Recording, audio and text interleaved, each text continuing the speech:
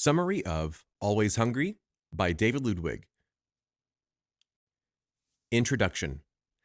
Diets don't work. That's not an invitation to throw in the towel on your New Year's resolution right now, though. It's just a fact. Because as anyone who's dieted before can attest, every time you lose that weight, you're almost guaranteed to find it again. But that doesn't mean you're doomed to stay overweight or that you should give up on your efforts at self-improvement. Instead, it simply means that you need to learn how to eat correctly. So, in the course of this summary, you'll learn why sweet treats actually make you hungrier, how overeating is similar to being stabbed, and why fat foods can actually help make you lean. Chapter 1. What really caused our obesity epidemic? By now, you've probably been hearing for years that America has an obesity problem. And it's true, but you'd think we'd have figured out how to fix it by now. However, Ludwig posits that our failure to do so can be attributed to the fact that we blame obesity on the wrong variables. So, let's tackle a few common misconceptions about obesity right now. One of the most prevalent misconceptions is the belief that obesity is caused by physical inactivity. It isn't. In fact, exercise can sometimes be counterproductive when you're trying to lose weight. That's because we often overestimate the amount of calories we burn during exercise, and it actually takes a lot more effort than we put in at one session in the gym to burn off the calories accrued by a single candy bar. So, spending more time in the gym doesn't actually help you lose more weight. It might just make you extra hungry, prompting you to overeat. Another common misconception is the, quote, fat gene, which doesn't explain our nation's problems. Although fat genes do exist and they can have an effect on your overall body weight, they're not the sole reason for people becoming obese. The same is true for overeating, which is also a genuine problem, yet not the singular culprit. Although you might think it would be a simpler matter of consuming more calories than we burn, the problem goes a little deeper than that, and we can't just fix it by eating less. Why? Well, for one thing, it's not that easy to just eat less. People get hungry, and we also need certain amounts of calories to stay healthy. That's why it's unwise to base your diet around calorie content alone. A 200-calorie portion of French fries from McDonald's, for example, is a lot more unhealthy than a 200-calorie serving of nuts. But perhaps the most harmful misconception is the idea that you can lose weight by eating less. That simply isn't true because you don't gain weight when your cells have too many calories. You gain weight because your organs aren't getting enough nutrients from your blood. And if a person is obese for this reason, that means that undercutting their food supply won't fix the problem. It will just slow down their metabolism and make them hungrier and more unhealthy. Chapter 2. Insulin affects your weight gain. Many people assume that consuming high-fat foods is what makes you fat. But if that were true, you could just replace all of your favorite foods with low-fat alternatives and everything would be great. But in fact, such a diet would actually be more likely to make you gain weight because of the effect of insulin. Why? Because insulin is a hormone that controls how your body processes calories. Insulin levels get higher when you eat food and decrease when you finished eating. This process releases the nutrients from your fat cells into your bloodstream, sending energy to your brain and other vital organs. However, eating too many refined carbohydrates, things that are high in sugars and processed starches, cause your body to produce a surge of insulin, which, in turn, leads to weight gain. So, why is it that we crave things like cinnamon rolls and pasta and candy if they're so bad for us? The simple answer is that they taste good. But we also like them because they provide us with a temporary boost of energy. Consuming these foods floods the body with glucose, which causes our insulin levels to spike. Our fat cells then work overtime to absorb excess glucose and fatty acids to remove all that sugar from our blood. But here's the catch. Because these foods give you instant sugar gratification, your body runs out of that energy almost instantly, which prompts your brain to get panicky and convince you you're hungry so you'll eat more. If you don't start consuming more sugary food, your body goes into starvation mode as your blood sugar level falls, triggering your metabolism to slow down and hang on to your calories you do have. And, as you might imagine, this only makes you gain more weight. Chapter 3. Being obese makes your immune system suffer. When you get a cut, even a simple paper cut, your body immediately springs into life-saving action. Your wounded tissue sends a chemical signal to your white blood cells, letting them know that they need to kill any harmful bacteria. As the tissue begins to heal, your body backs off the aggressive immune system support. However, this process doesn't happen in the same way for people who are obese. Because the fat cells of obese people are constantly under stress, your immune system thinks it should always be in attack mode. This triggers chronic inflammation in your body because when you gain weight, your cells get fatter too. When it reaches a certain size, a cell dies from oxygen deprivation, and this triggers your immune system to attack the cell. Your body thinks it's helping you by fighting to bring dead cells back to life. But unfortunately, it's really just attacking itself. And although your body's attack mode can be awesome for when you're injured, when you're overweight, it just means that your body is constantly under stress. To make matters even worse, chronic inflammation can create a host of additional health problems like insulin resistance.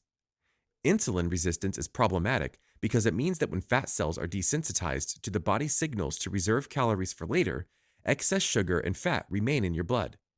When your blood can no longer cope with excess sugar, it diverts it to other places, like your liver, which can severely impair your liver function. Likewise, when blood sugar levels are high, your pancreas secretes more insulin to try and keep up, and this can overstimulate cell growth. If your body is unable to control that growth, your risk of getting cancer may be increased.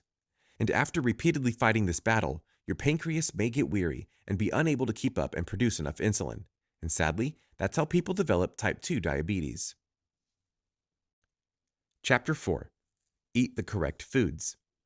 By now, you know that there are right and wrong foods to eat, but the trouble is that the definition changes from diet to diet. So what really is the right type of food if you want to be healthy and lose weight? Well, the first thing you want to do is forget about low-calorie or low-fat diets, as we've already proven that they don't help. So instead, follow these healthy tips. First of all, make sure your body gets the correct nutrients. Your body craves nutrients and needs them to grow. So if you don't get enough of them, your body will tell you to keep eating until you finally acquired the right amount of nutrients it needs. That's why, if your diet consists primarily of unhealthy foods, your effort to get enough nutrients means that you'll consume more calories than you actually need and gain weight. You can combat this problem by seeking foods that are high in nutrients and that come in smaller portions. It's also crucial that you get a few ounces of protein every day. You need a fraction of an ounce of healthy fat too, so aim for foods like olive oil, coconut oil, and fish. And though you probably heard this all the time in childhood, don't forget your vegetables. In addition to being a fantastic source of protein and calcium, vegetables also help you lose weight and strengthen your gut bacteria. That's because plant fiber is good for maintaining healthy bacteria and lessening the effect of harmful types. Promoting good bacteria can also help you reduce your inflammation, so make friends with your veggies as soon as possible. It's also important to remember that your body doesn't actually need a lot of carbohydrates. While carbs aren't the root of all evil as a lot of diets would have you believe, they can contribute to weight gain. So just eat them sparingly. So maybe don't eat an entire loaf of bread for dinner, just have a few slices and balance it out with a salad. Chapter 5. Shop smart. So now that you know what a healthy diet looks like, how can you stick to it? Well, the key is self-discipline and also shopping with intelligence. It's also important to trust your body and avoid setting calorie limits for yourself. Rather than attempting to restrict your food intake, listen to your body's hunger cues and respond accordingly. Respecting your body is far more important than following any prescriptive diet plan. So remember that part of respecting your body is avoiding unhealthy comparisons. Don't monitor your progress constantly or weigh yourself a dozen times a day, or compare your body to others. This produces nothing but an unpleasant amount of stress which can impede your progress. So, instead, if you want to chart your progress, weigh yourself once a week and make a note of that, but nothing more. It's also important to acknowledge that you're going to face setbacks as well, because listening to your body doesn't mean giving into the cravings for a cupcake every time your body tells you it wants one. But sometimes it's still hard to resist. So prepare to be tempted and be ready to fight. You can combat unhealthy cravings by reminding yourself of the reasons why you want a healthier lifestyle. Making a list of those reasons and putting it somewhere you'll see it often is one great way to fight temptation. Because when you look at your list of reasons for making healthier choices, you might have to admit that you want these more than that cupcake.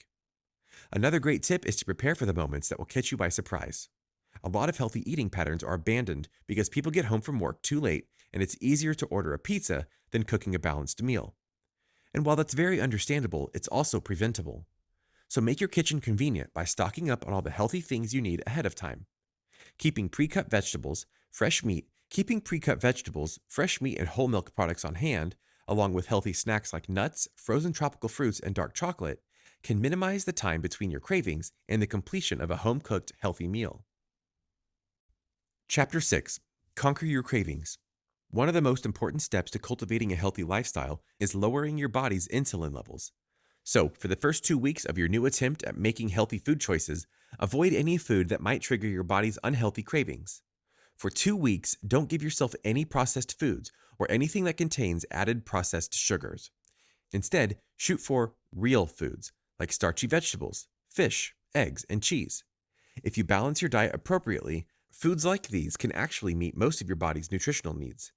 And, as a rule of thumb, you should aim for a diet that contains 50% fats, 25% carbohydrates, and 25% proteins. So, think about revolutionizing your daily menu with meal suggestions like this one. For breakfast, why not try 2 eggs with 1 extra egg white and fried in a teaspoon of olive oil?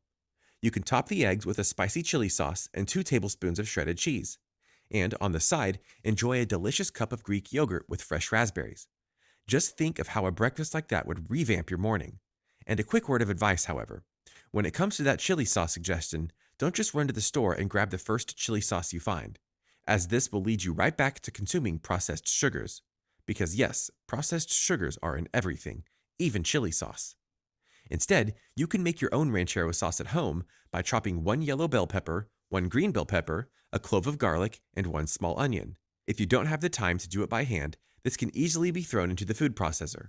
Cook this mixture on low heat for 10 to 15 minutes, adding olive oil, dried oregano, a chopped spicy red chili, 1 chopped tomato, and salt and pepper as it suits your taste. That doesn't sound too hard, does it? It's important to choose recipes and healthy practices that you feel you can realistically do, because eating well is also about taking it easy. Today, our culture puts a lot of stress on dieting, with the implication that it shouldn't be fun and will suck all the joy out of your life. But that doesn't have to be true at all. Chapter 7. Retrain your fat cells. Once you've kickstarted your new healthy lifestyle, you'll be pleased to know that you've already done the hardest part. The second stage of your journey towards healthy food habits will last a lot longer than the first and concentrate primarily on maintaining the good habits you worked hard to cultivate in the first stage. In fact, depending on your weight and how well your body responds to your new diet, this phase might last anywhere from 6 months to a year.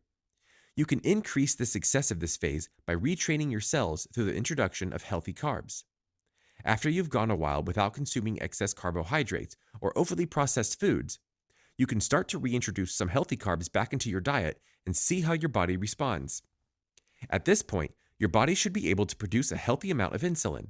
So try strengthening your body's response to insulin by trying whole grains, starchy vegetables, but avoid potatoes, and tropical fruit or honey.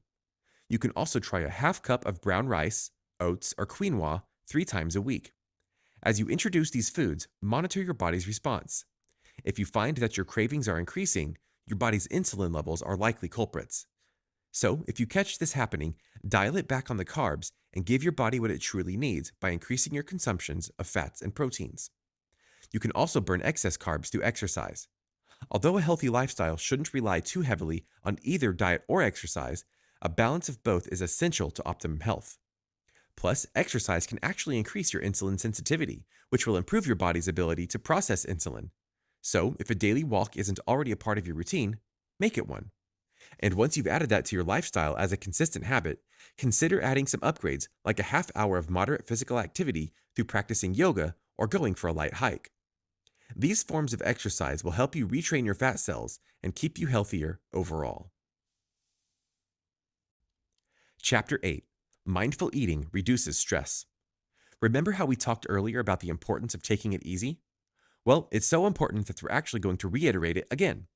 Because now that you've arrived at the last of Ludwig's tips for healthy eating, it's important to focus on eating mindfully.